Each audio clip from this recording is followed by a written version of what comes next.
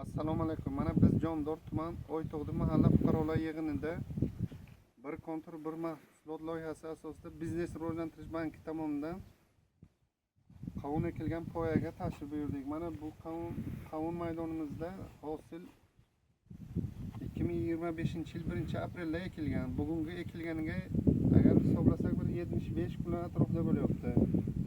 Bugungi kunda qovunlarimiz pishib o'zimizning ichki bozorda xalqimiz dasturxoniga taqdim qilyapmiz. Agar bu yilgi bir hosilga nazar soladigan bo'lsak, agar Xudoga shukr, Alloh ko'z tegmasin, hosilimiz yaxshi. Har bir gektardan 40 sentnerdan o'rtacha hosil olish rejamiz bor. Bugungi kunda qovunni yig'ishtirib olish 15 kundan beri davom etyapti. Mana bu konturimizda agregatori Sodiqobod fermer xo'jaligi a'zosi 14 kishidan iborat. Assalomu alaykum. Mana bugun biz agregator bilan shartnoma qilgan holda mana shu joyga qovun ekkanmiz. 1-aprel sanasida hozirgi kunda qovunlarimiz 75 kun bo'ldi.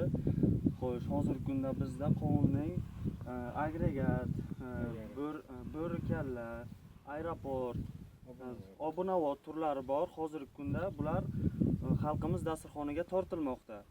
Xo'sh, bizning bu yilga ko'zlagan asosiy maqsadimiz shu yerdan 60 million, 70 million atrofida daromad ko'rish. Bo'ldi.